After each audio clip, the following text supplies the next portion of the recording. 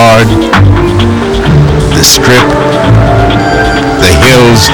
It's not even a city, just a small section of the endless sprawl of Los Angeles. It is also one of the best-known places in the world. From Australia to Siberia, people understand the word Hollywood, even if they don't know the place. They know because they see it in their waking dreams. The giant images flickering in the darkened theaters.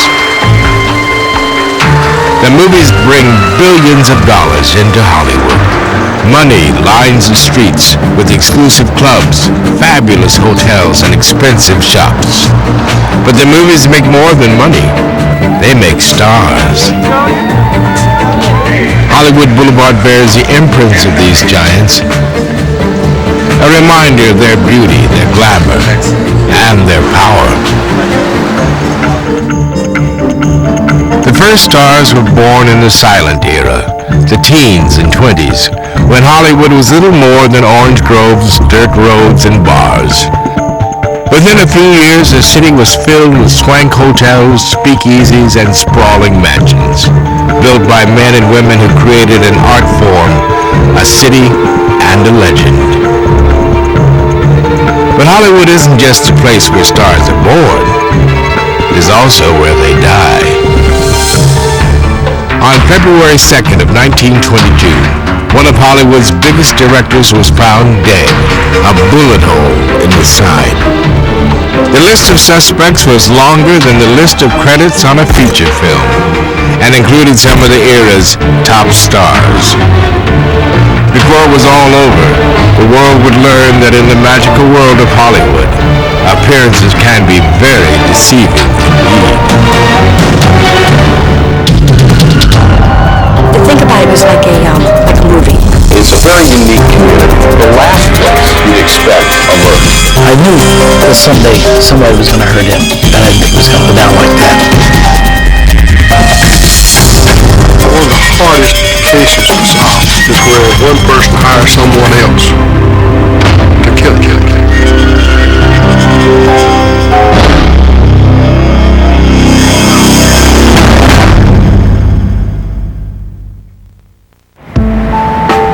To those who live in Los Angeles, Hollywood is just a place, a tourist trap neighborhood with a bad reputation. But to the rest of the world, Hollywood means something else entirely. Outside the confines of the city, it doesn't matter where Hollywood is on a map. It's a magical world, a separate reality. A place where dreams and nightmares come true. In Hollywood, mere mortals are transformed into gods. Limos prowl the streets, and exclusive nightclubs beckon from every corner. Hollywood is a lurid magnet for the young and the beautiful, and occasionally, even for the talented. It's a major league of cool. A place where everyone dreams of making it big. It's still possible to arrive in this place unannounced, to have an assumed identity, and make it big. I mean, it's still possible. It does happen. This is a great place where you can come and your dreams can come true, and everyone is free to try to do what he or she wants to do. And I think that's wonderful. Wonderful until the studio puts your picture in turnaround, or wants to replace you with a bigger star. One thing nobody should forget is that they don't call Hollywood the Dream Factory for nothing. Just like Detroit or Pittsburgh, Hollywood is a factory town. The business may be more glamorous and the employees may be more attractive. But there's never any doubt what makes the town go: the movie studios. And they're in business for the same reason as Ford or GM: to make money. Profit in this industry is everything. Money drives, the picture. If you have no money, you don't make a picture. You have to make money on your projects. If they don't, then you're going to be making a documentary in Ohio about corn farming. It's all about money. it's a business. People think of it is an art form, but it only exists because of banks. The movies are a business, a big business.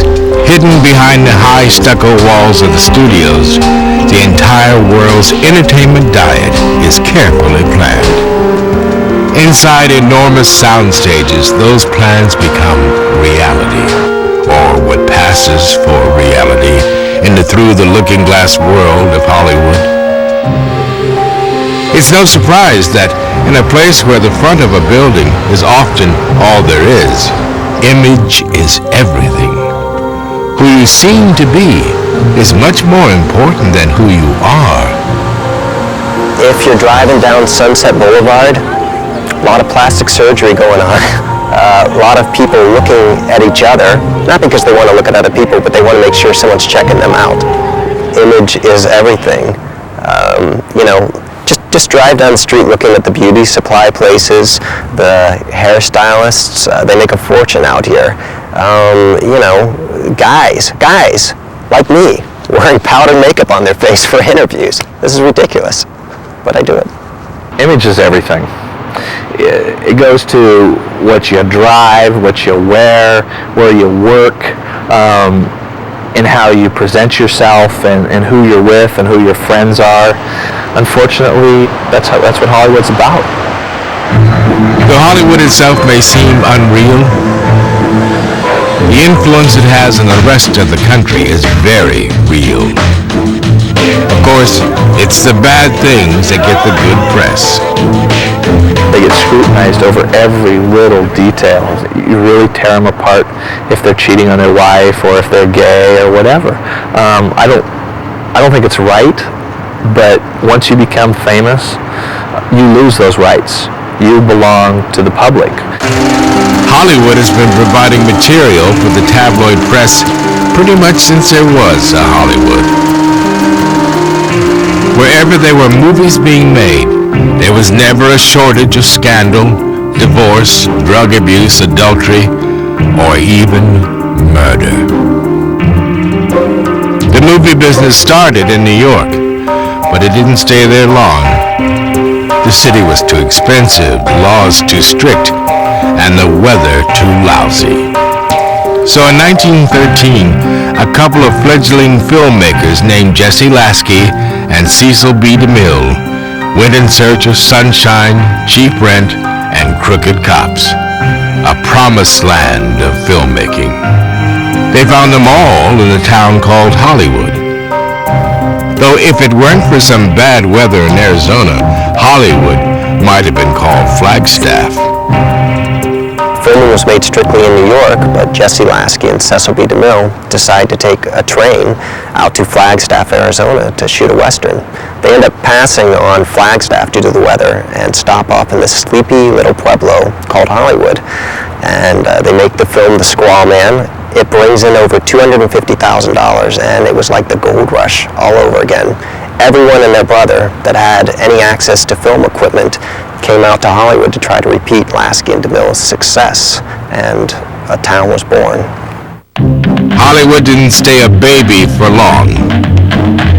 By 1915, giant studios had thousands of employees and were churning out films by the hundreds, and having a profound effect on the skyline of the sleepy little grove.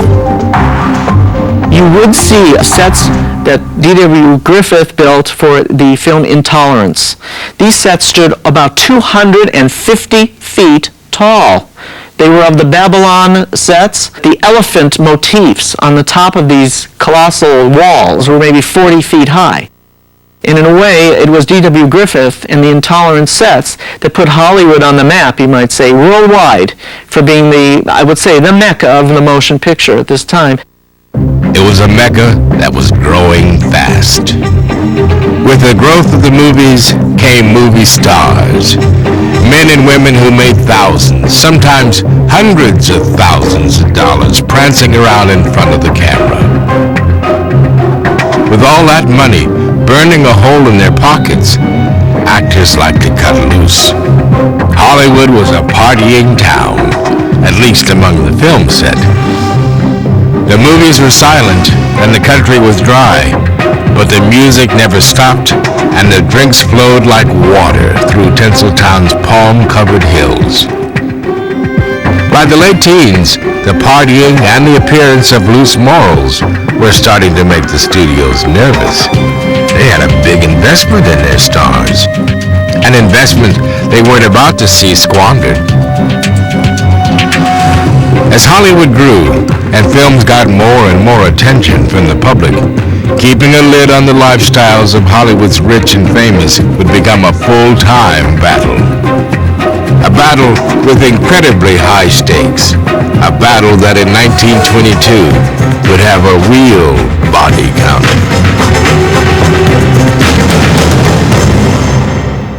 City Confidential will return on A&E.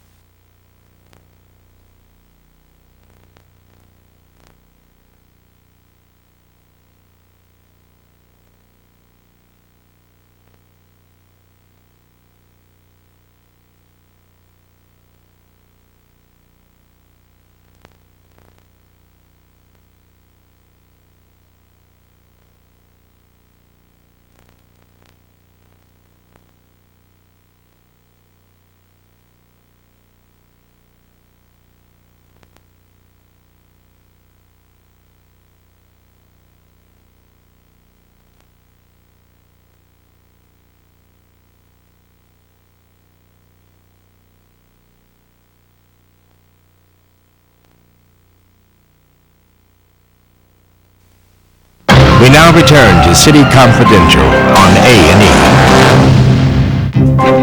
By the late teens, Hollywood was afloat on a river of money and good times, not to mention illegal liquor. Parties went all night at the Ambassador Hotel and in the new movie star mansions in Beverly Hills. But the river had a vicious undercurrent. Rumors of drug abuse and promiscuous sex shadowed movie people wherever they went. And a budding gossip sheet industry reported every misstep. The random promiscuity, the orgies, the reckless indulgence in drugs at the time was certainly constantly appearing in the what was called the yellow press, the rough, low-class press of the time. But people just read it for fun. I don't think they necessarily believed it. But the studios needed to protect their stars. They needed to give the impression that they were people of fine quality, which was seldom the case. When the studios failed to protect the image of their stars, they found their films boycotted by religious groups around the country. The studio heads, cigar-chomping, fist-pounding men realized they needed to do everything they could to control their image. Especially a studio like Paramount, which was, after all, a family studio producing family entertainment. And as the 1920s approached, it also happened to be the biggest game in town. Betty Lasky's father was one of the founders of Paramount and knew the danger firsthand. It seemed that everyone in Hollywood worked at Paramount, and the wives and the families would come out and bring picnic lunches, and watch the location shooting.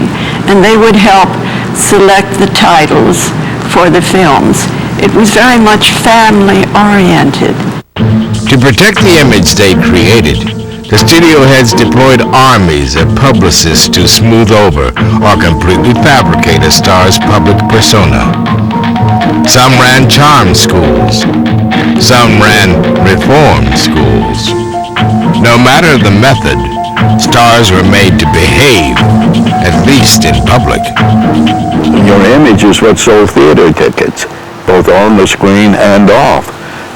Gloria Swanson, Joan Crawford, those people were stars 24 hours a day.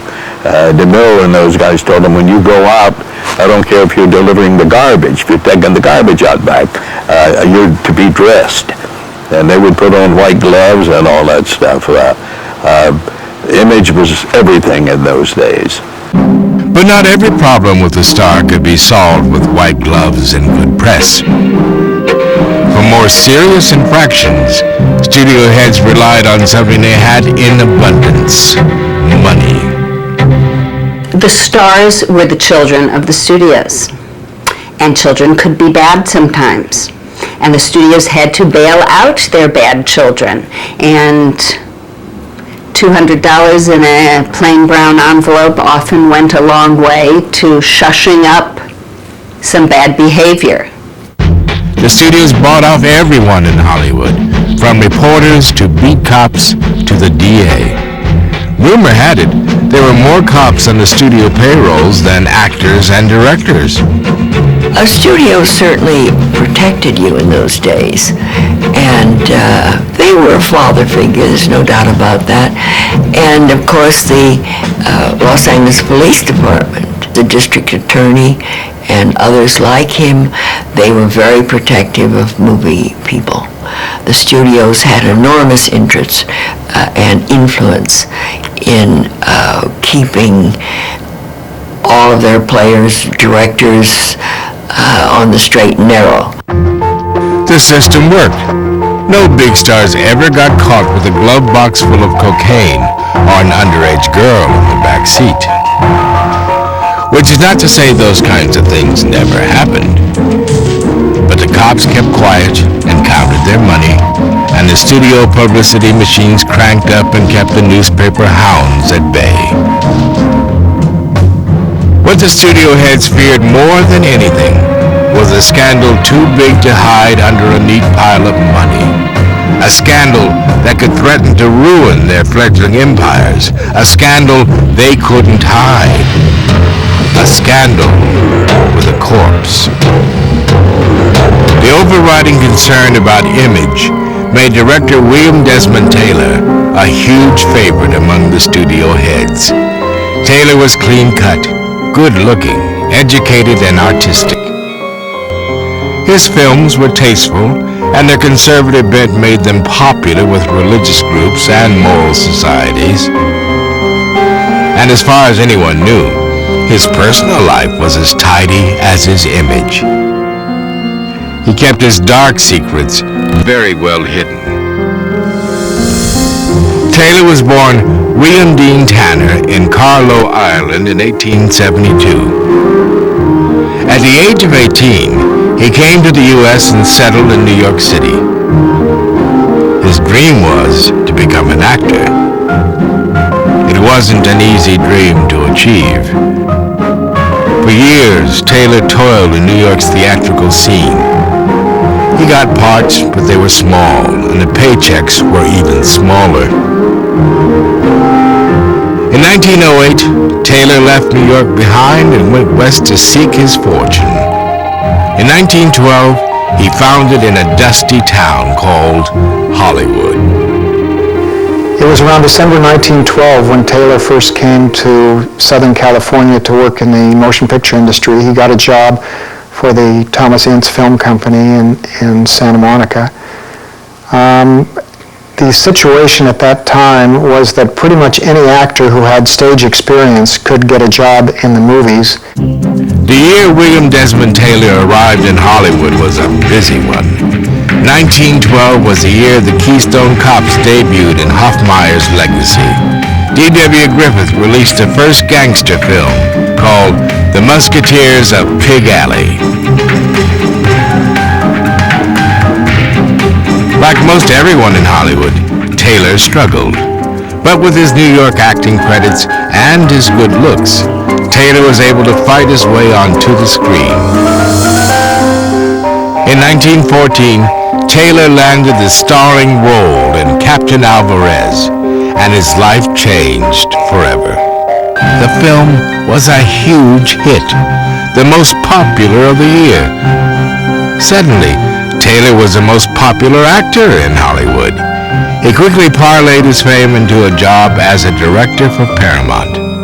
There he made a name for himself, translating literary classics to the screen. he did very important films. Tom Sawyer, Anne of Green Gables, great literary masterpieces that an aristocrat like Taylor could handle and could understand. Taylor's soft touch with actors and easygoing manner made him extremely popular both on screen and off. In 1917, after just 2 years as a director, William Desmond Taylor was elected as head of the Motion Picture Directors Association. The following year, Taylor's distinguished career was interrupted by World War I. He enlisted and served with the British Army in France and Germany, and in 1919 returned to Hollywood a captain and more dashing and sought after than ever. My family had friends they cherished in Pasadena, and they would always invite William Desmond Taylor because Pasadena was the center of high society in Southern California. And this was a snobbish crowd, and they looked down on the actors. So William Desmond Taylor was in great demand for big dinners, and he made Hollywood look good. By all appearances, William Desmond Taylor had it made. He was one of Hollywood's biggest directors. He worked with stars like Mary Pickford and Douglas Fairbanks. He lived in a stylish bungalow in the exclusive Alvarado Court Apartments on South Alvarado Street. He also received numerous offers from nubile young starlets, offers he routinely avoided, gaining him the reputation of a gentleman. Taylor had a very good reputation in Hollywood. He was not known as the one of the...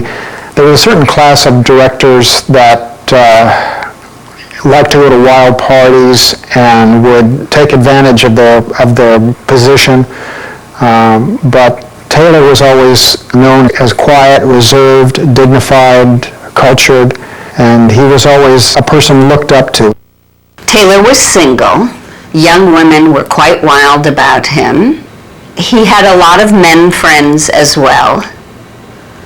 He wasn't a big drinker, although he did drink. This was Prohibition times, but he did imbibe, not to excess. He was not known as an excessive man, but someone that people liked to have as a friend. Being a gentleman in Hollywood was somewhat of a rarity. The parties, the starlets, the money, it was an atmosphere that hardly encouraged restraint. But somehow, William Desmond Taylor managed to avoid the scandals that seemed to be popping up almost daily in Hollywood. Unfortunately for him, and the rest of the town, he wouldn't be able to keep it that way forever. City Confidential will return on A&E.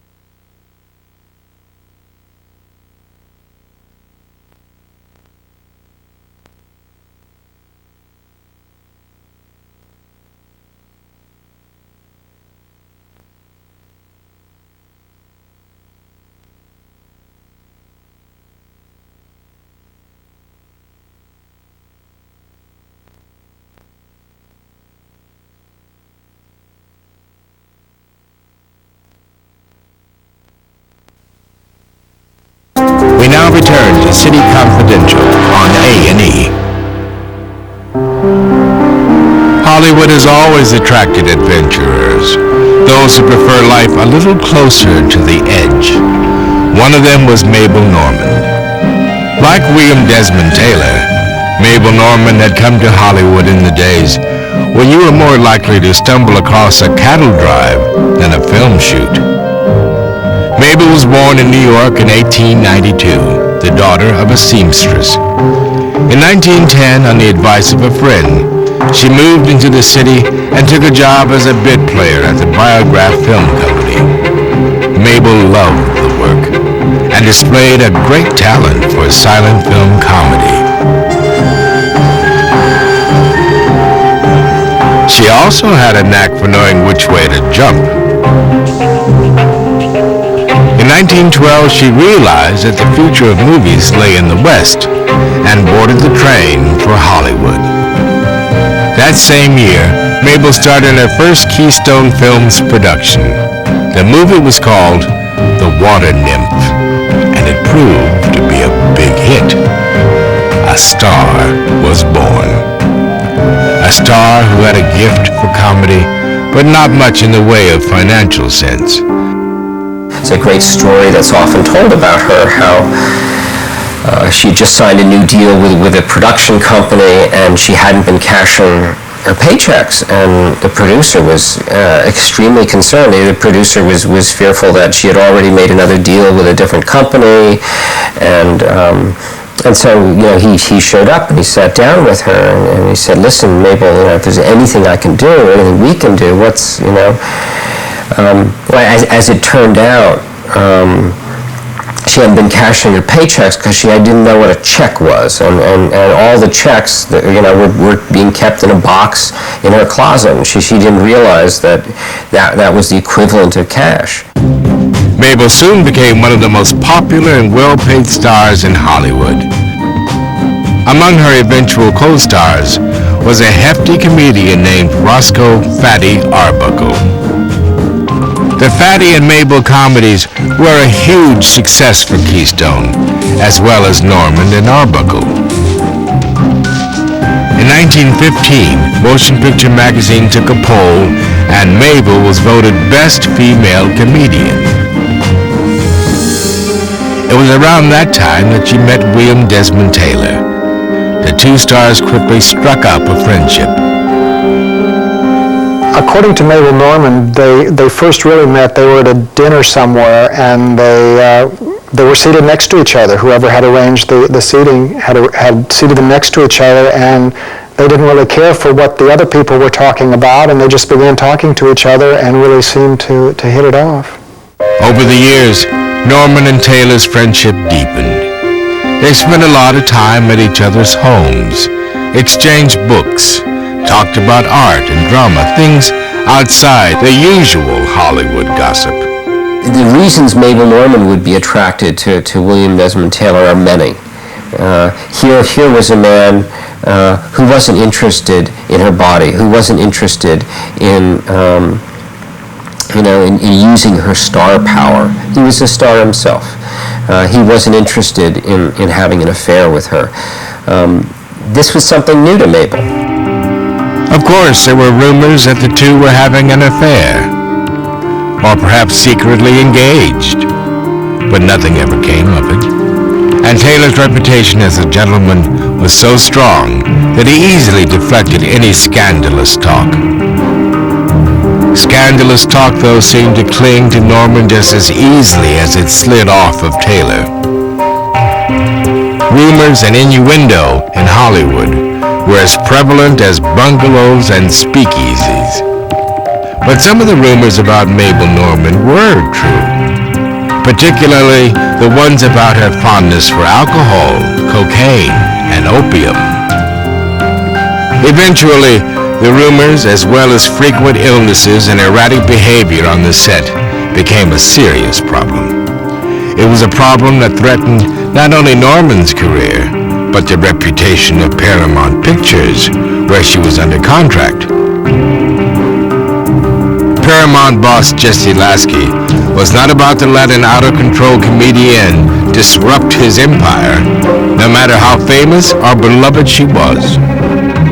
In a move that was certainly bold and perhaps foolish, William Desmond Taylor came to the aid of Norman.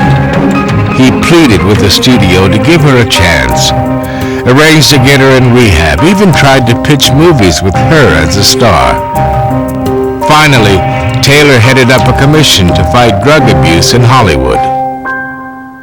He was elected to be the chairman of this board in which they had meetings, they had letterhead, every studio was involved, and they would fight not only drug addiction, they would fight the drug dealing going on in Hollywood. Thus, they used him, William Desmond Taylor, as this cool, consummate military professional man, as their leader. After years of badgering, Taylor did help Norman kick her habit, at least temporarily, but it was a good deed that came with a high price. Taylor's anti-drug stance was a dangerous one in 1920s Hollywood. His friends feared his life was in danger from angry drug dealers, whose business Taylor was tampering with. It wasn't the first time Taylor's good nature put him in jeopardy, and it wouldn't be the last.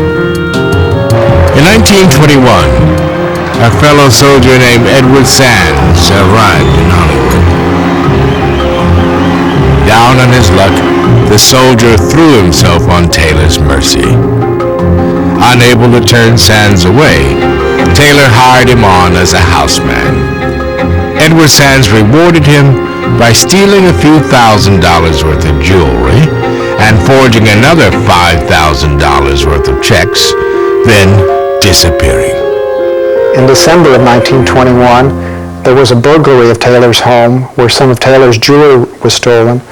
The pawn tickets were mailed back to Taylor, and the writing with the note that accompanied the pawn tickets was in Sands' handwriting, so it was clearly Sands who had committed the burglary.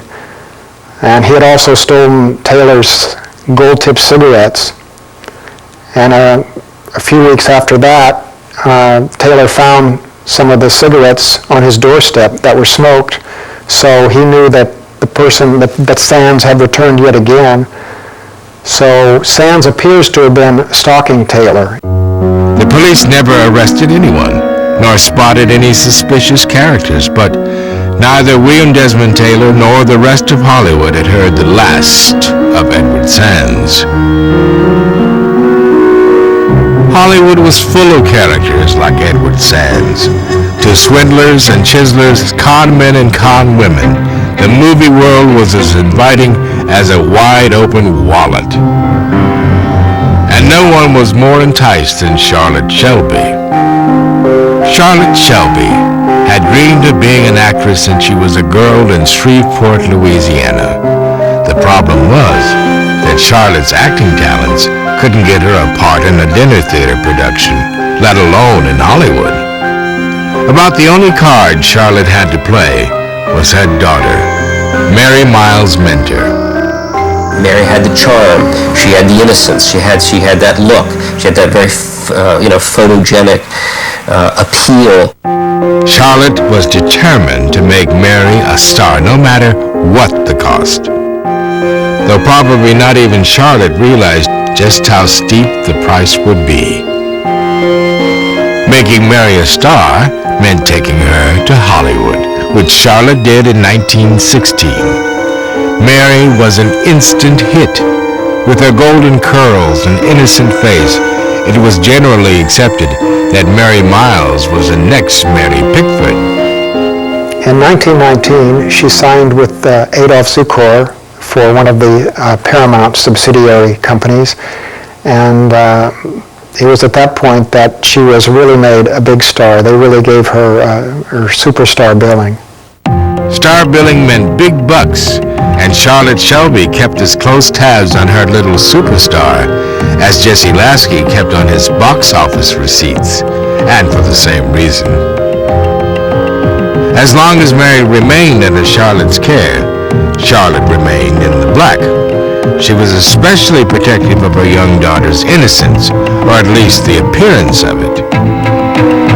She controlled every aspect of Mary Miles's life, and made damn sure that no man came between her and her daughter, and most of all, her daughter's money.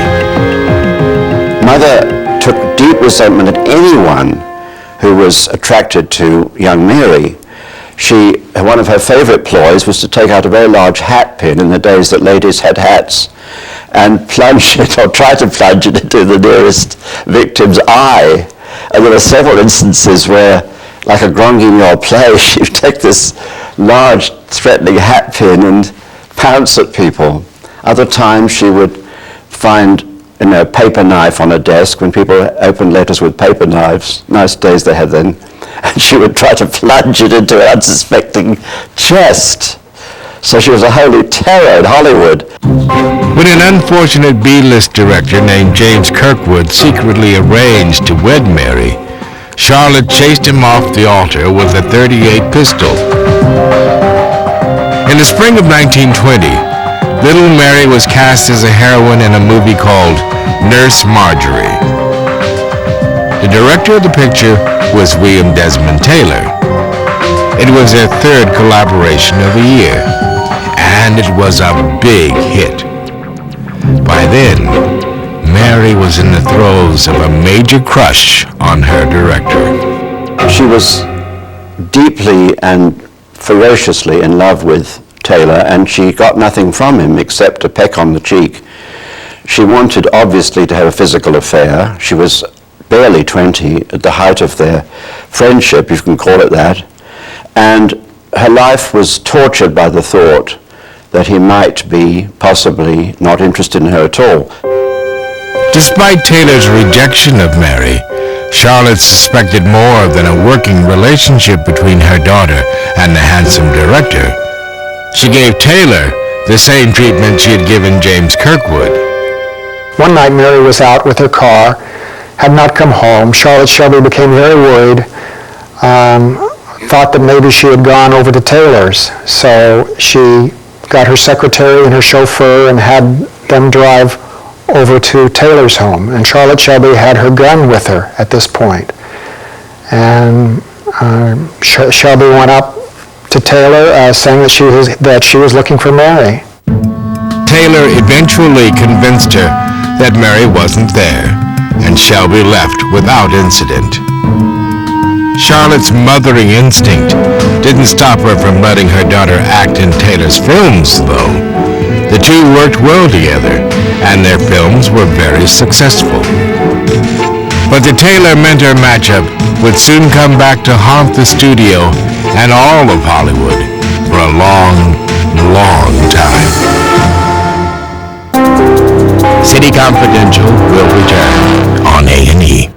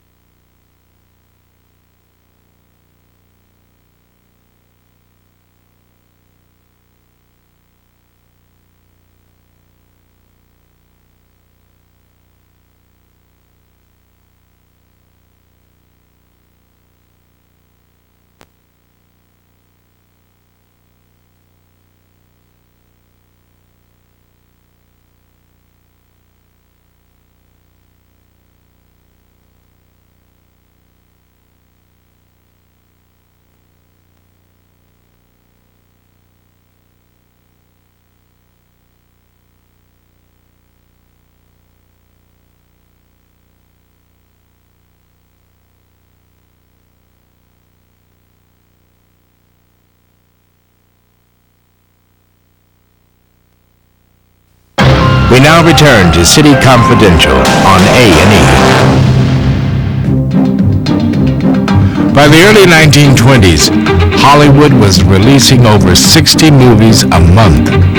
There were 49 movie studios in Los Angeles, and 35 million Americans crammed into theaters each week to watch what they produced. Hollywood was hopping. For many people, Hollywood was a kind of Valhalla, an Olympus, if you will, of the great and glorious who lived in fabulous houses. But the public saw in their fantasies from the fan magazines the stars, immensely rich, which they were starting to be, living in splendor and driving Isotta Fraschini's from Italy, hand-tooled, or Rolls-Royces from England, and living a life of Riley. Despite the outward signs of success, all was not well in Tinseltown. The sunny city of dreams was beset with a recurring nightmare, a nightmare called censorship. Religious groups, temperance societies, and women's organizations had launched an assault on the high stucco walls of the studios, demanding that movies be censored or banned altogether. The reason? Too much sex and too much violence. Individual states had set up their own censorship boards and were wreaking havoc in Hollywood's editing suites. In 1920, the Pennsylvania Board of Censorship demanded 60 cuts in Lillian Gisher's Way Down East before it would permit the movie to be shown in the state.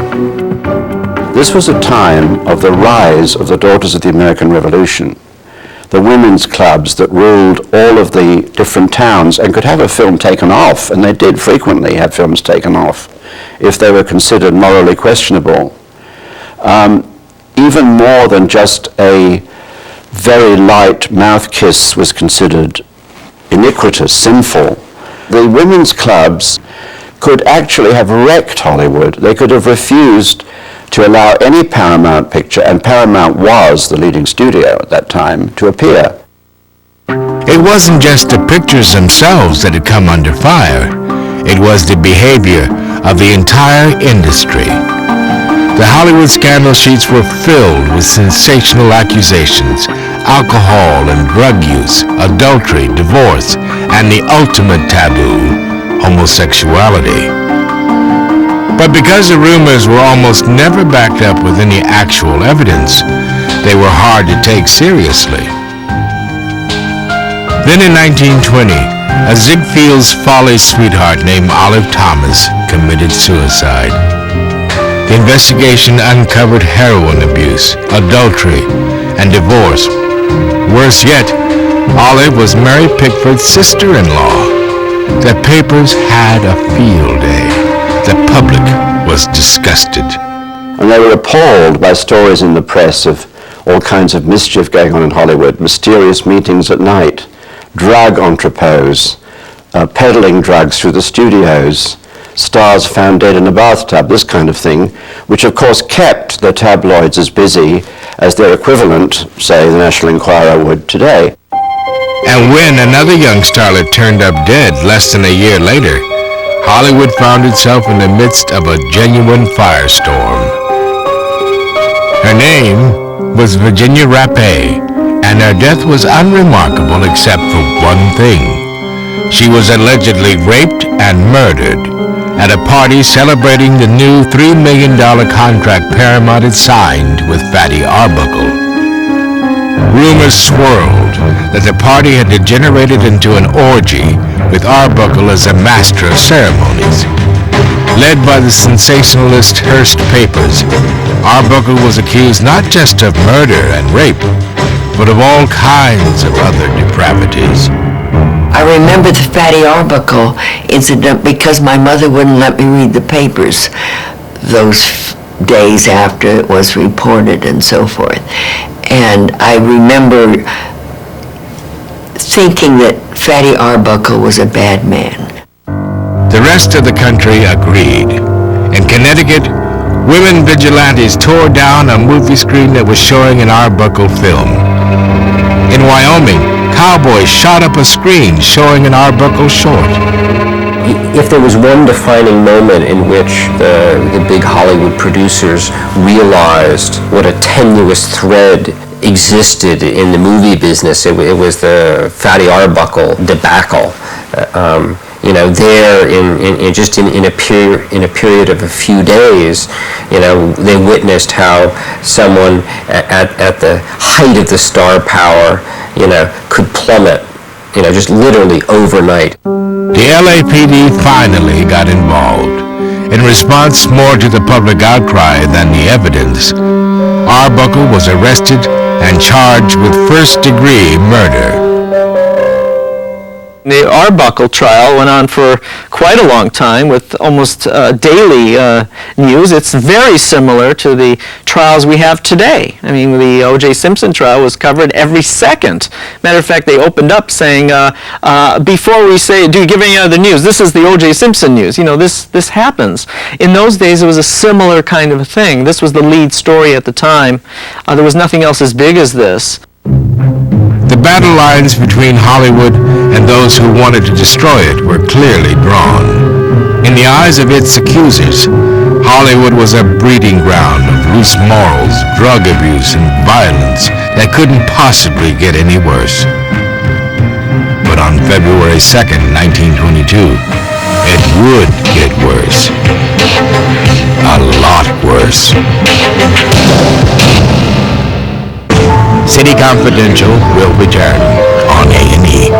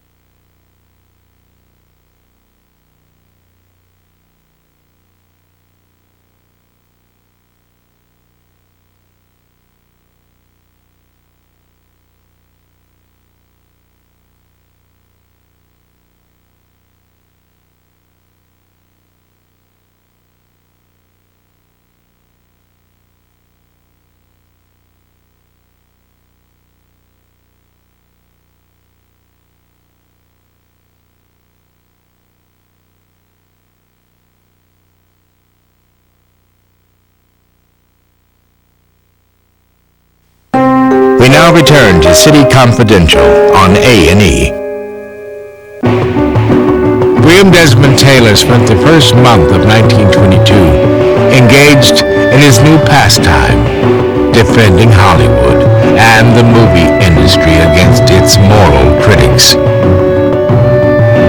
Taylor, as head of the Directors Association, spoke often and vigorously against any outside censorship. When he wasn't crusading, Taylor was busy directing. His next film was to be called The Ordeal, and he spent the last days of January scouting locations in the mountains beyond Los Angeles. Wednesday, February 1st began much like any other for the director. William Desmond Taylor was a very typical studio day. He worked out in the morning at the YMCA. He went swimming. He worked at the studio. At that moment, he was in pre-production on a picture, so he wasn't directing that day. As the morning sun warmed the clear California sky, Taylor headed out on a round of errands. At lunch, he met with a studio executive about the shooting schedule to start the next week. After lunch, he met with his accountant, and then drove to a bookshop and picked up the 2-volume anthology, The Home Book of Verse, for his friend Mabel Normand. He was near home when he happened to drive past Mary Miles' mentor and her grandmother, who were riding with Mary's chauffeur. The two cars stopped, and Taylor visited with the starlet. It was a final public meeting between Mentor and her favorite director. When Taylor returned home, his houseman, Henry Peavy, was putting the finishing touches on dinner. Midway through his meal, Taylor had an unexpected visitor, his first of the evening. Taylor had his dinner and then sat down at his desk and was working on his income tax. The phone rang at 7 o'clock. It was actor Antonio Moreno, who Taylor had called earlier in the day. They chatted for a few minutes on the phone, and while they were talking on the phone, Mabel Normand arrived at the front door. He finished the phone conversation, greeted Mabel, and they sat down and talked. The servant, Henry Peavy, left after serving cocktails to the two of them. They continued to talk about books and movies and their plans, social activities that were going on.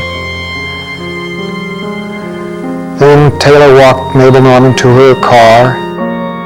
When Mabel Normand left, it was, she had a book with her. He went to the car to see her off. He noticed that she had been popping peanuts in the back, and there were peanut shells all over the floor of her expensive limousine.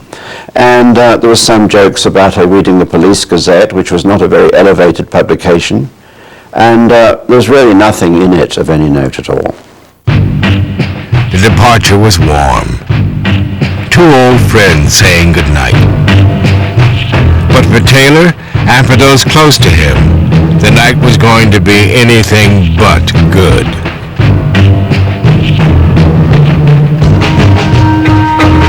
The next morning, Taylor's manservant Henry Peavy arrived at the bungalow around 7 a.m., ready to cook breakfast. When he opened the door, he found his services at 404B Alvarado were no longer required and never would be again. His employer, William Desmond Taylor, was lying on his back in the middle of the floor, dead. City Confidential will return on A&E.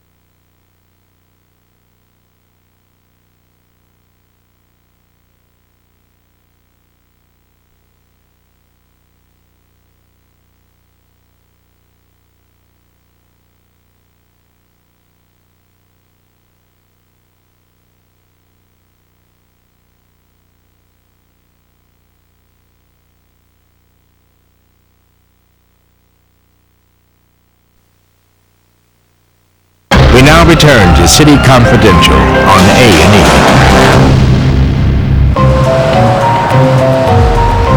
The first months of 1922 were difficult ones in Hollywood.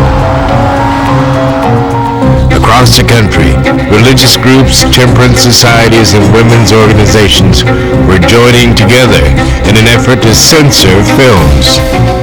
Hollywood product, they claimed, had simply too much sex and too much violence to be acceptable. Right after World War I, we have the flapper age just beginning, 1920, 21. We have drinking, we have women's skirts coming up, we have the flappers, we have this debauchery, free sex, all this going on.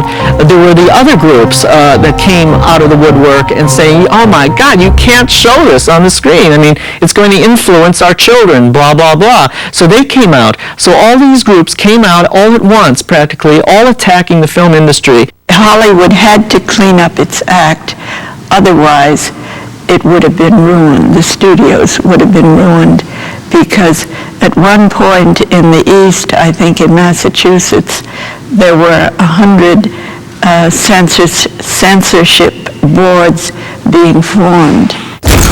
To make matters worse, the second murder trial of the country's most popular film comedian, Fatty Arbuckle, was grabbing headlines every day. The heads of the major studios knew they were just a scandal away from disaster. On the morning of February 2nd, 1922, the scandal arrived. It was announced by the high-pitched shriek of Henry Peavy, the houseman of Hollywood director William Desmond Taylor. He opened the front door and looked inside and saw Taylor's body lying inside with blood on his face. Peavy immediately screamed and went running into the courtyard where all the houses were and went screaming and yelling for help. One thing Peavy didn't do was call the cops. The first call for help was made by Taylor's neighbor, and it was to Paramount Studios. It wasn't until later that the phone rang at the police station. When the cops did finally arrive, what they found was far from the typical crime scene, even in wild and woolly Hollywood. Taylor's bungalow was buzzing with activity. Detectives were shocked to find so many people running about the apartment as if it was a circus atmosphere. People were grabbing things and leaving, and there was no control to what was going on. Basically, a lot of evidence may have walked out the door that very moment. The William Desmond Taylor murder scene was as if it could have been filmed, could have been a scene from a Keystone comedy. I mean, you had the police arriving on bicycles at a time when literally William Desmond Taylor's bungalow is jammed with people. A famous starlet, Mabel Norman, searching through Taylor's letters and at his desk, and you have another studio executive walking out of the bungalow with a case of bootleg liquor. You have Henry Peavy, the black manservant, literally going around dusting the house, cleaning up, washing things. And in the midst of this, while the police are trying to figure out what's going on, a man introducing him as a physician arrives to examine the body, at which point he declares that William Desmond Taylor has died of a stomach hemorrhage. But when the police turned the body over, they found Taylor was lying in a pool of blood. A bullet-sized hole in his left side. If it was a stomach hemorrhage, it was the worst one any of the cops had ever seen. The situation was not an ideal one from which to begin a murder investigation. And that was before the story made the papers. That afternoon when the papers went out, Hollywood was shocked. I mean, Taylor was this perfect Hollywood role model. He was suave and handsome and seemed to embody everything good about Hollywood. Then one day suddenly someone kills him, and it was like the end of innocence. Even Taylor wasn't safe from what Hollywood had become. The news that one of the town's most respected directors had been murdered burned through Hollywood like a brush fire through the dry hills. It was a fire that would burn for a long time, both in Hollywood scandal sheets and in the offices of the district attorney. Taylor's murder was just incredibly sensational. It's hard to imagine now because murders are such an everyday occurrence, but nothing like this had happened before in Hollywood. And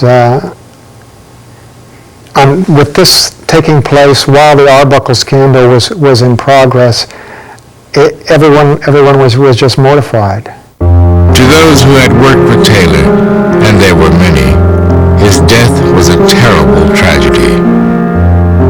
His life had always seemed above reproach.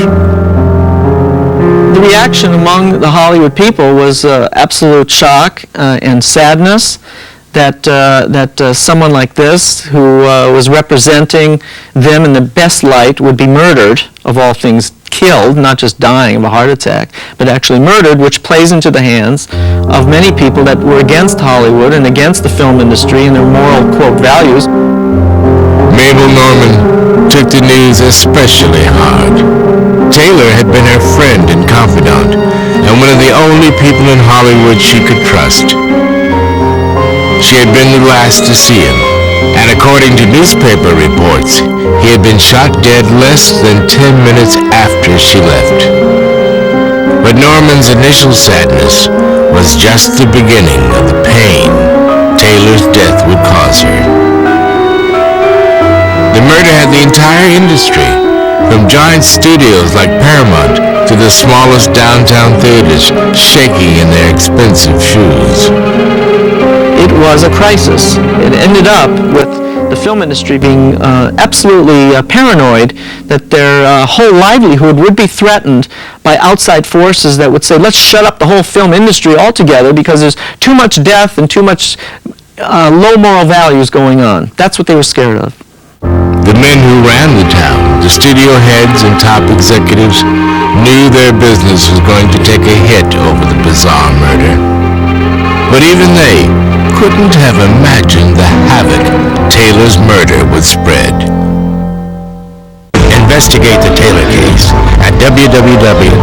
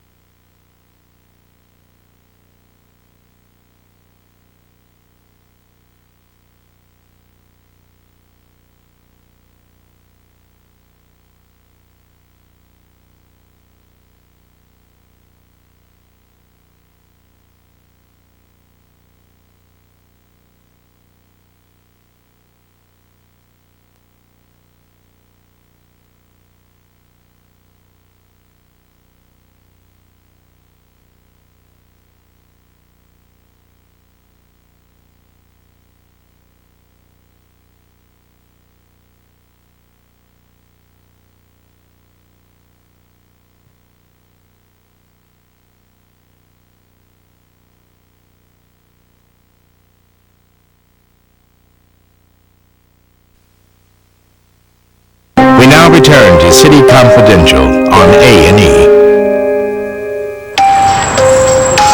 Hollywood studios can be very slow. Good ideas can languish for years. Great films can stall in editing. But in February of 1922, the studios were moving faster than a coked-up agent with a hot new client, especially Paramount. Paramount Studios, where Taylor had been working at the time of his death, was in action even before the cops had arrived at the scene. The folks at Paramount got on the stick right away. I mean, there were people in Taylor's apartment 15 minutes later removing anything that might be distasteful. While employees searched through Taylor's house for damaging evidence, booze, letters, files, etc., the studio was already preparing a PR blitz. Nothing could be done about the murder, but they hoped they could at least control the publicity around it. You got to realize Hollywood was just starting out. I mean, literally a couple big disasters and Hollywood wouldn't have been Hollywood. I mean, it would have, the whole studio system was just coming together, and people were looking to tear it apart. Luckily for the studios, they had contributed a lot of money to the campaign of District Attorney Thomas Woolwine. And there were rumors that the contributions didn't stop when Woolwine took office. It was a time when the studios controlled everything if they found out first. And, they had people who were downtown working with the district attorney, with the sheriff, the chief of police, and all that. And they kind of controlled what went on, and they could hush up a lot of things. Before the day was out, Woolwine called a conference in his office. He told reporters that the investigation into Taylor's murder would be a top priority. Whoever was responsible would be found and punished. But solving Taylor's murder wasn't going to be easy. The crime scene was a mess, and clues were few and far between. Taylor was found wearing a diamond ring and a platinum watch, so robbery was ruled out.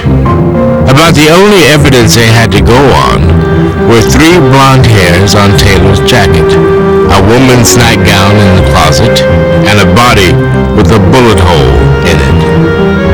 Even the location of the bullet hole itself was something of a mystery.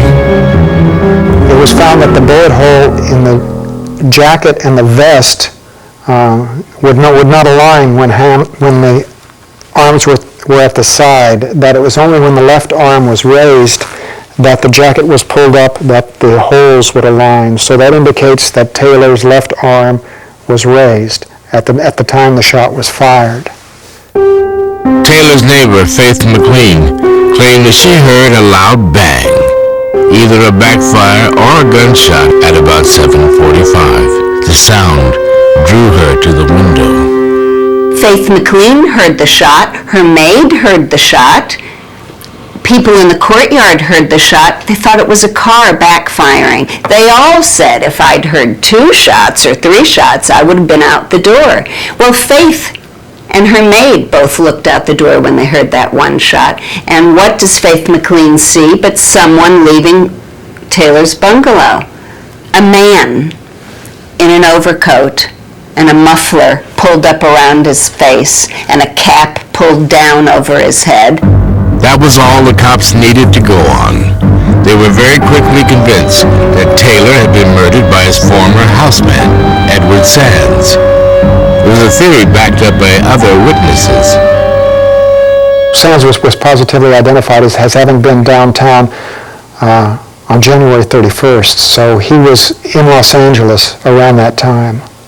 The cops already knew Sands had stolen several $1,000s from Taylor, forged checks, even pawned his jewelry. Maybe he had come back to kill Taylor. Best of all, the Sands story would play well for the industry. A man of honor and generosity, Taylor had reached out to help a fellow soldier down on his luck. In return, he'd been murdered. There was no Hollywood angle, no dirt, no scandal, nothing. Pinning the crime on Sands seemed like a piece of cake, except for one problem. Sands was nowhere to be found. Cops tracked him to Oakland, but there the trail ran cold. Rumors had him heading back east, maybe New York or Connecticut. Even worse, the only evidence Sands left behind looked a whole lot like an alibi. Sands had signed in for work at a lumber yard the afternoon of February 1st, the night Taylor was murdered. On the night of the crime, he had a perfect alibi because he was established as working in a timber yard near San Francisco and was fully recorded as such. There were records showing he was there on the night of the crime, so he couldn't possibly have done the crime.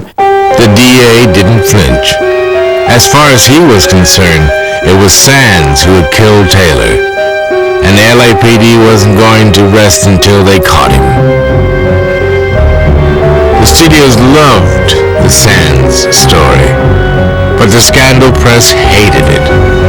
So while the cops chased Sands, the tabloids chased their own leads, and when they couldn't find them, they just made them up.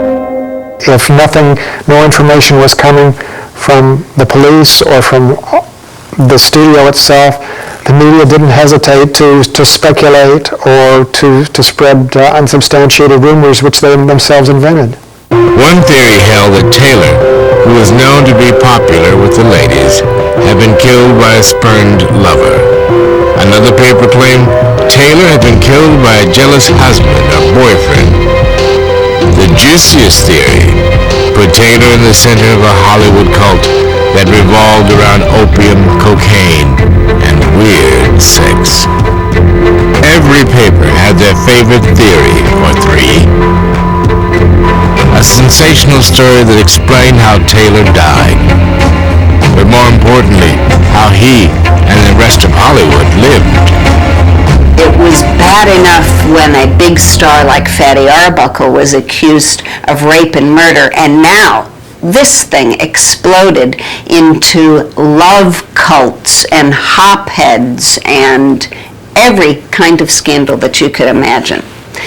The press realized that they could make a fortune keeping these kinds of stories in the headlines, deliberately ruining careers in the wake of these stories and not really caring. While the police continued their search for the mysterious Edward Sands, the papers and the public began to turn their attention elsewhere, to the lives of Taylor's female friends, women who just happened to be among Hollywood's biggest and most bankable stars. City Confidential will return on A&E.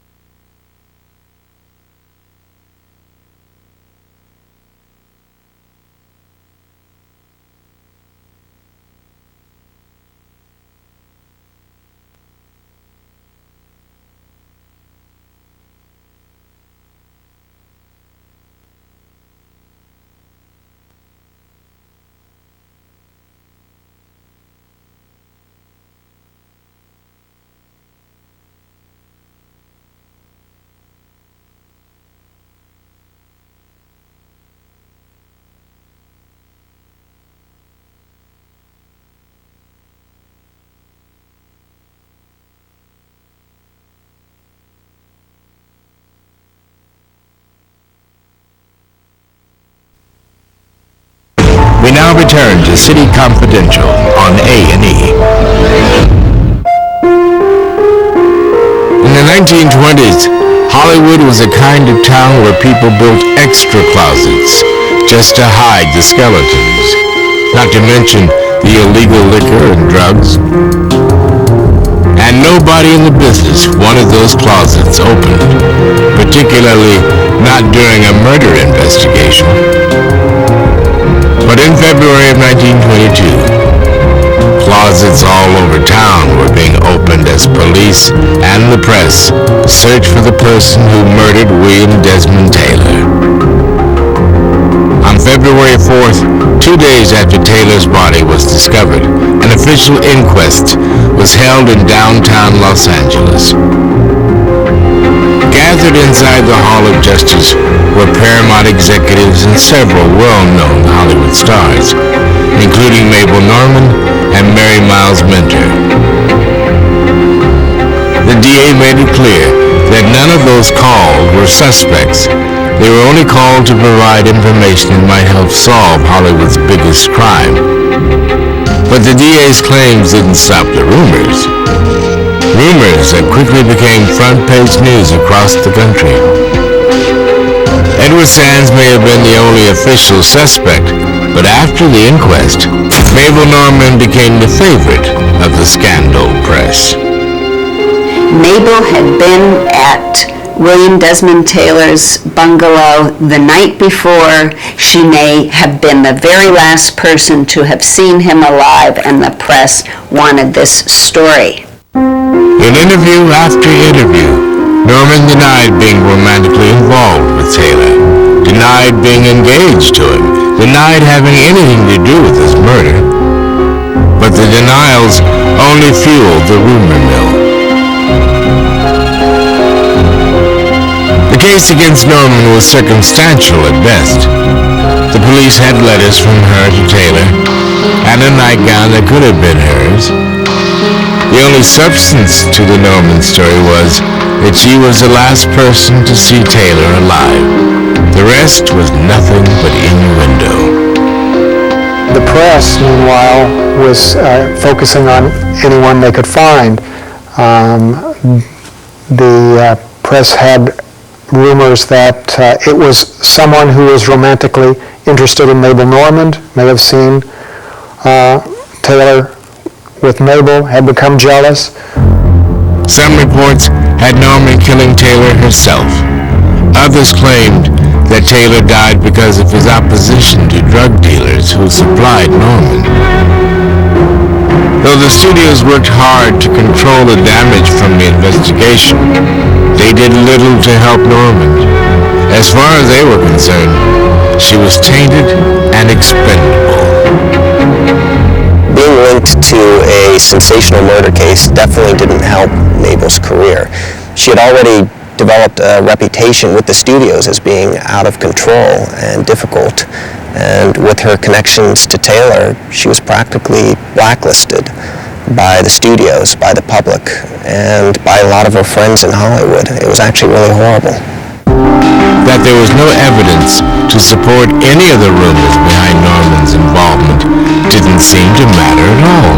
As far as the studios were concerned, they'd managed to dodge a far worse bullet. One that linked Taylor's murder to Hollywood's hottest young starlet, and the love which dare not speak its name. They didn't dodge it for long, no. Only days after Taylor's murder, press reports emerged with an important detail about the nightgown they claimed had been discovered in Taylor's bungalow. It was monogrammed. The 3 letters across the breast were M. Anyone who had seen a movie in the past 2 years knew that M was a new darling of the silver screen. The next Mary Pickford, Mary Miles Minter. It was public knowledge that Minter and Taylor were acquainted. He had directed her 4 times, but finding the virginal icon's frilly nightgown at the house of a dead man old enough to be her grandfather raised some unsettling questions.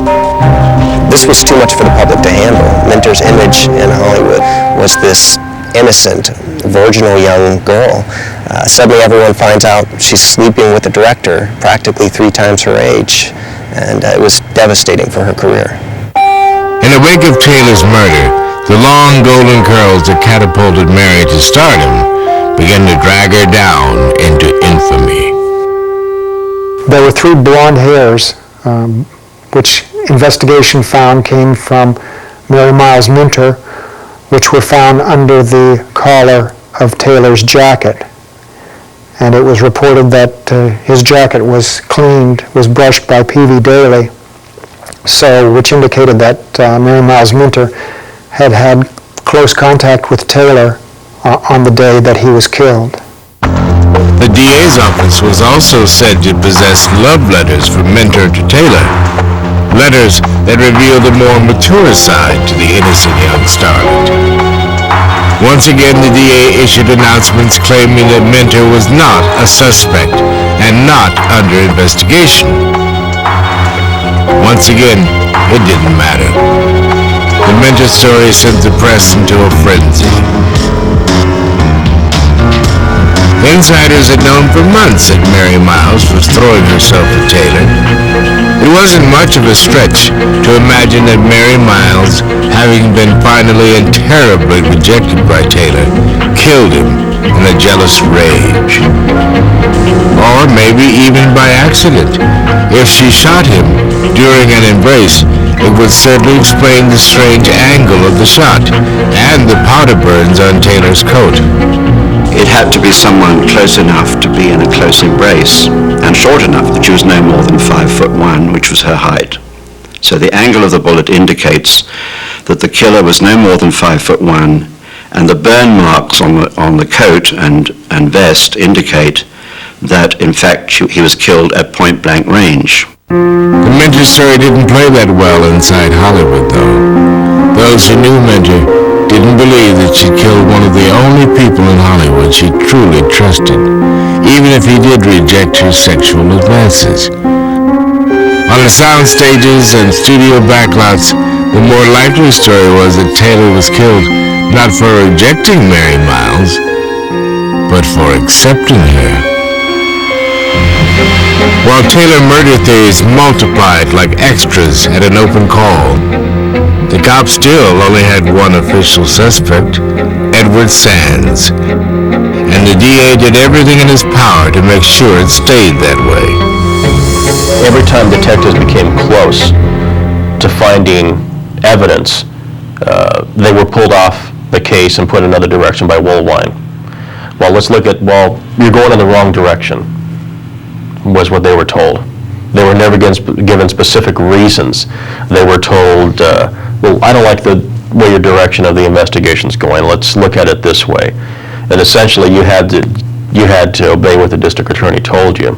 The truth was that the cops had hit a dead end in their search for Sands, very dead. After the disappointing visit to the Oakland lumber yard, the cops eventually tracked Sands to Connecticut.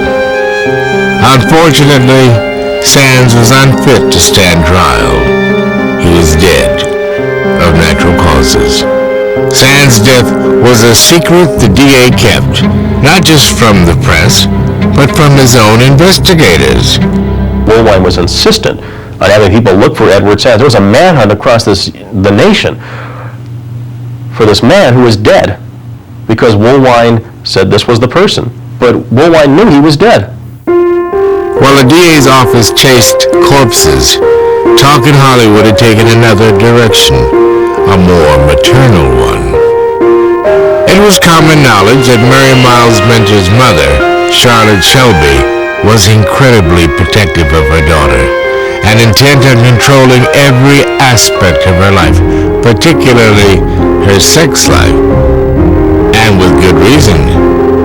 Hollywood was a town where the virtue of a young starlet had about the same life expectancy as a snowball in hell. Charlotte was playing with fire because, on one hand she was dolling little Mary up, and she was, literally presenting her on a pillow to these directors, and yet at the same time she didn't want them using her daughter. She didn't want them taking, physical advantage of her daughter, but that's of course what they did. It was a disaster literally waiting to happen, and Charlotte had threatened other film directors before William Desmond Taylor. Charlotte was known to have kept a pistol, and she was known to have threatened at least one film director with that pistol, a director she believed had been having an affair with her daughter.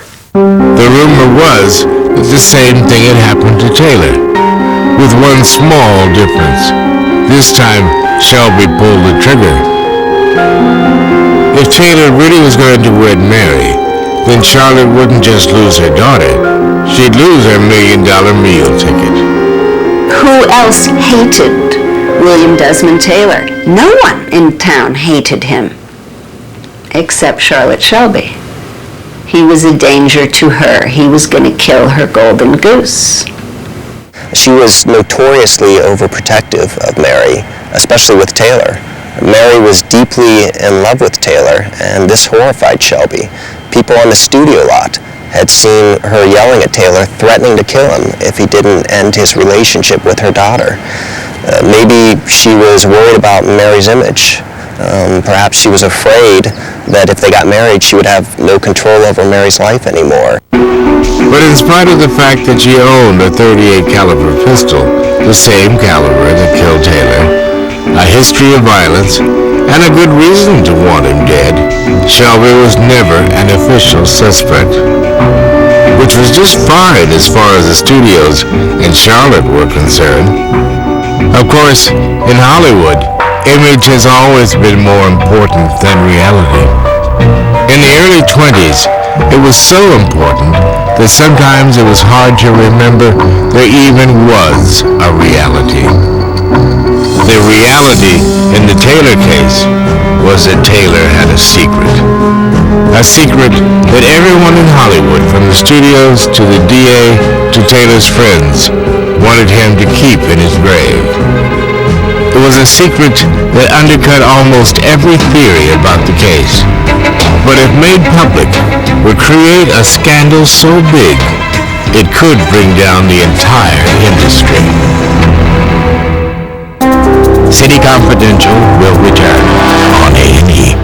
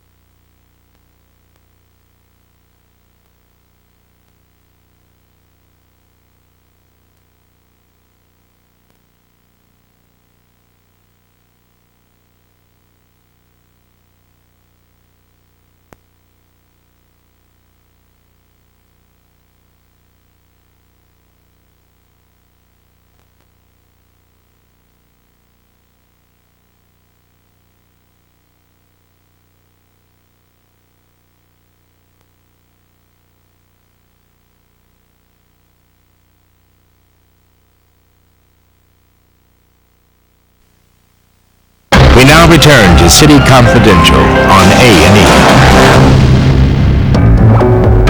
The murder of William Desmond Taylor in February of 1922 was the biggest scandal ever to hit Hollywood. The mysterious crime and the wild rumors that followed made headlines not just across the country, but around the world, anywhere that people saw movies. The William Desmond Taylor murder case ran in every paper in the country. I mean, it was big time news, and for good reason. I mean, here was a case that seemed to have all of these mysterious, weird elements. All of these, it was better than any screenwriter could have written a murder mystery.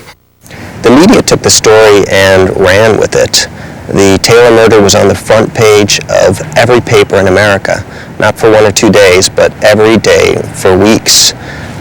These stars in Hollywood were like friends to everyone in America, and the need for more information, more scandal was insatiable. It really changed the role of the media. Instead of protecting the stars' secrets, now they were revealing them.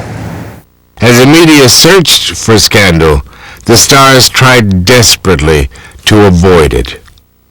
It's rumored that immediately following the Taylor case, many of the actresses struggled to look as respectable as possible, so many of them were photographed with their mothers. And one of the jokes was that it took the actresses, many of them, 2 to 3 weeks to actually locate their mothers to ship them out to Hollywood in order to be photographed with them. For the movie studios, fighting off the scandal press was becoming a losing battle.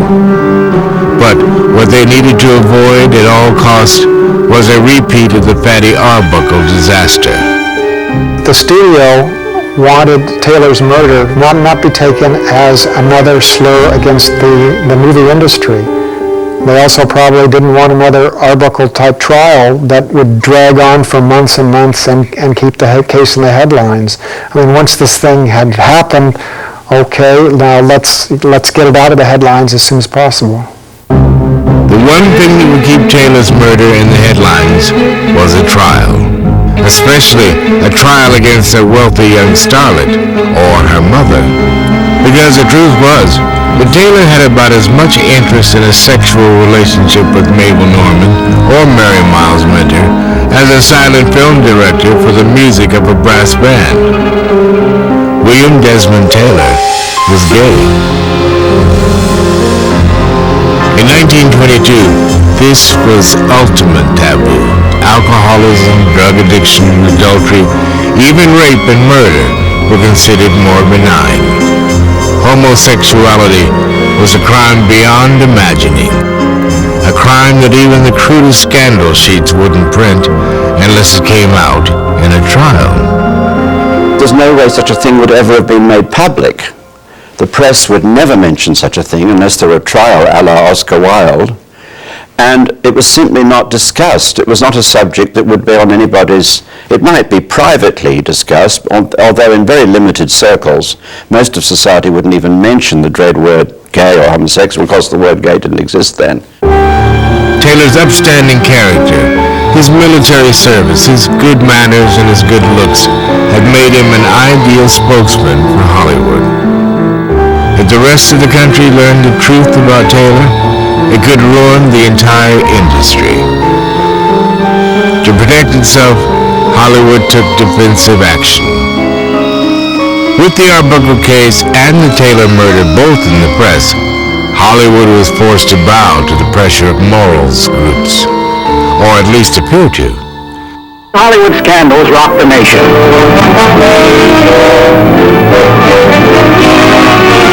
To avoid federal censorship, the film industry forms the Motion Picture Producers Association. They appoint Will Hayes to become their so-called czar. The Hayes office becomes the watchdog of movie morality. The former Postmaster General, Hayes was a man who had cleaned up professional baseball and now was charged with doing the same in Hollywood. They hired a former Postmaster General, Will Hayes, to come in to Hollywood and literally clean up the town. But actually not that. That's the way they like it to look. But basically he was coming in as a figurehead, as an image. This man looked like a Midwestern preacher. He was a small man, but very stone-faced looking, very American, very Nebraskan looking, like a farmer. He looked like he was a perfect, I would say, perfect subject for a Rockwell painting. In his office overlooking the intersection of Hollywood and Vine, Hayes laid out the so-called Hayes Code, the moral standards to which all Hollywood movies would now subscribe. They announced that Will Hayes is going to make sure that this will never happen again, and that the film industry won't be blamed, etc., etc. And those effects ended up in the Motion Picture Code, which later ended up with rating systems and self-policing of the whole film industry to this day. Censorship hit films in a big way. Kisses could only be X number of seconds long. 1 foot always had to be on the floor. You couldn't show 2 people in bed. You had to have double beds with the nightstand in between. You couldn't say pregnant. You couldn't show a toilet. You couldn't... I mean, if you look at some films from the 20s, you'll see topless women and Ben-Hur and some very flimsy, sexy clothing that you could see right through. All of that went right out the window. Gone. Racy outfits and long kisses weren't the only things that ended in the wake of Taylor's murder. Mabel Norman was never charged and never questioned again on the matter of Taylor's death. the loss of her friend hit her hard, and the stories about her drug use and the close connection with the crime killed her career as surely as a .38 caliber bullet killed Taylor. During the course of the investigation of who killed Bill Taylor, the scandals that developed around the murder became the story. It was revealed that Mabel Norman was on drugs. Her career was ruined. As her career vanished into Hollywood's incredibly short memory, Norman's health vanished with it. She was sensitive and sweet and unhappy because she'd lost her dearest friend. And slowly but surely she fell apart. The tuberculosis took hold. She couldn't work anymore. Even Max Sennett, who was devoted to her and had made his huge fortune from her and others, but mostly from her, great stardom at the Sennett Studios, finally was forced to let her go. She simply couldn't work, and she died very young, not too long afterward. Fate wasn't much kinder to Mary Miles Minter. It was revealed that Mary Miles Minter was not the virginal young woman that she was portrayed to be, and that she had thrown herself at the feet of a man old enough to be her grandfather, and her sexy lingerie was found in his bungalow. Her career was ruined. As the months went by, the investigation into Taylor's death slowly faded away. When the news that Sands was dead was finally released, it was greeted with little more than a shrug. The case was never officially closed, but soon all that was left of it was a fading memory of shattered careers and rumors of a cover-up. They came close to solving it several times. It wasn't solved because they weren't allowed to. As close as they came, it's like winning the lottery. You have 5 of the 6 numbers. They had 5 of the 6 numbers. They didn't get the number 6. They didn't have the gun. They didn't have the evidence. It wasn't long before Hollywood moved on to bigger and better things. But not everyone forgot about the Taylor murder. Like an unburied corpse, the Taylor case would once again return to haunt America's dream factory. City Confidential will return on A&E.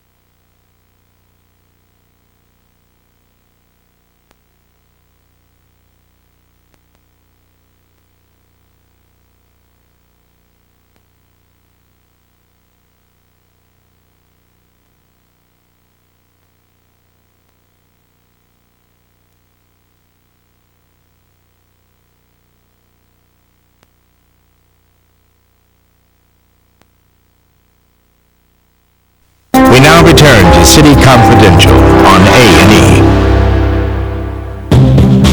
Hollywood was changing fast in the 20s.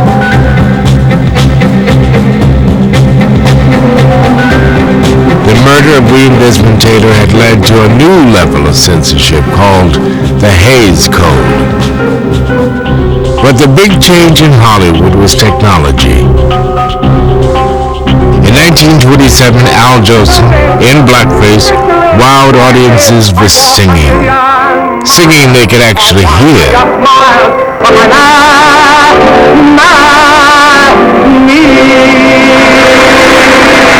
Sound came to the movies, and the business was never the same.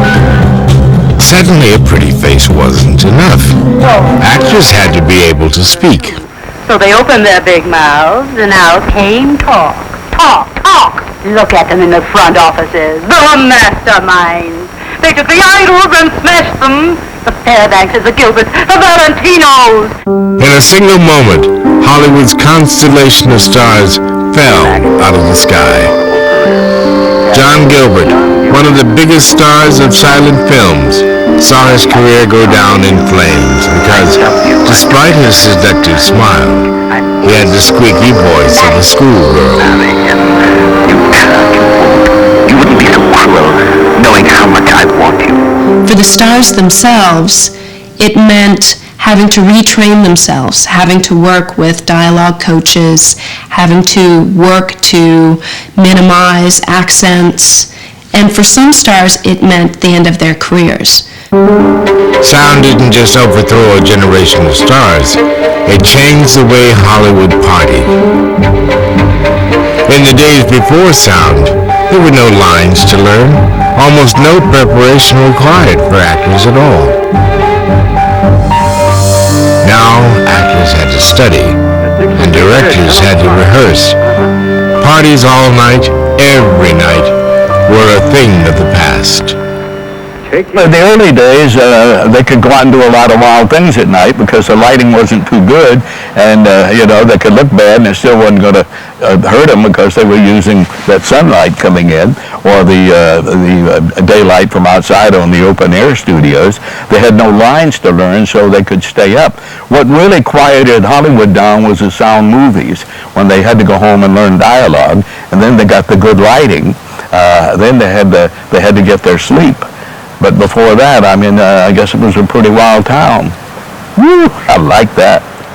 The one thing that didn't cool down was the popularity of movies. When the Great Depression hit at the end of the decade, Hollywood entered its golden age. Every week, 75 million people filed into the theaters to watch the shimmering images of their favorite stars. And they still do today. For all the changes, moral and technological, William Desmond Taylor would still recognize Hollywood. Not his neighborhood, perhaps, but the world of the movies. Some of the studios have changed names, but the giants still survive. Paramount, where Taylor had shot his last film, continues to lure America into darkened theaters. Continues to dazzle them with stars and special effects. What I like best about Hollywood is the magic. It's a disease. Once it gets in your bloodstream, it's there.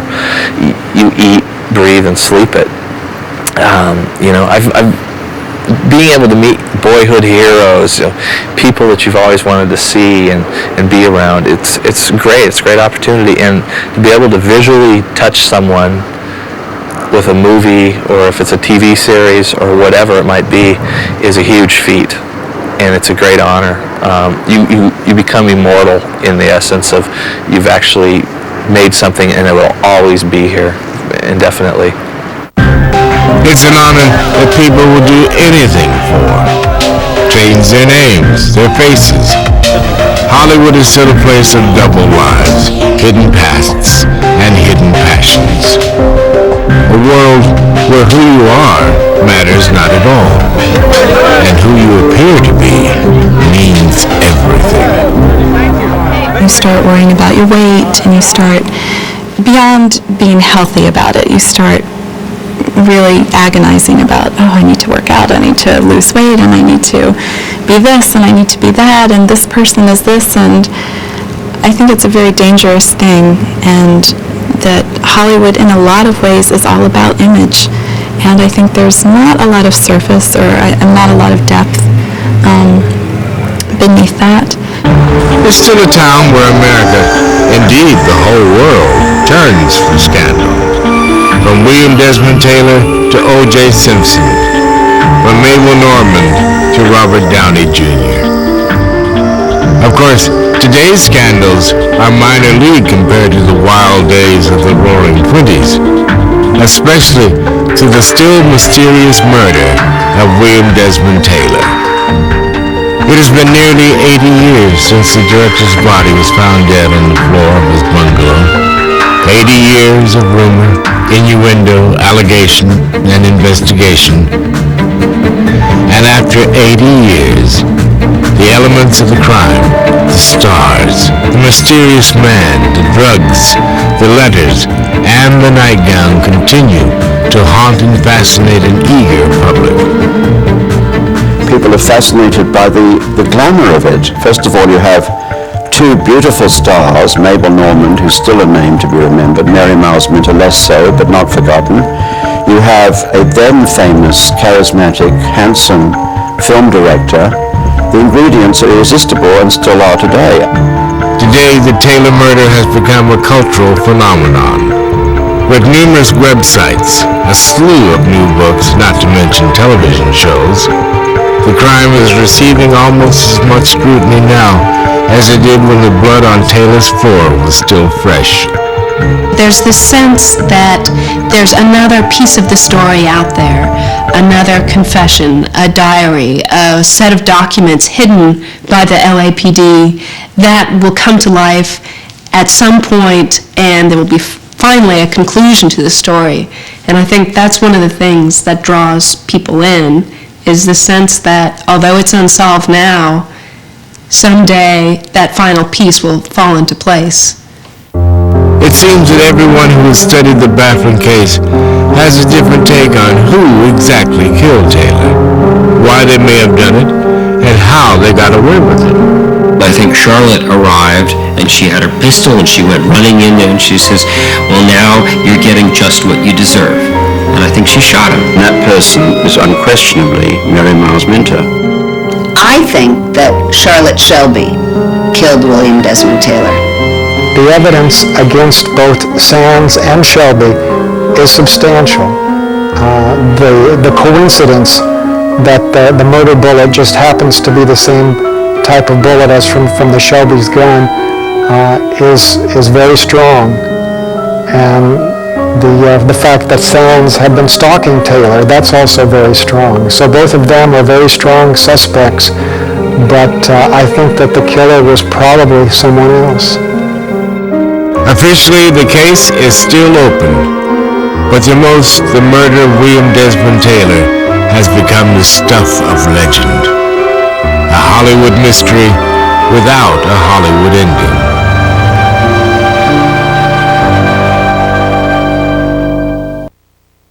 Get into the Taylor case at ane.com.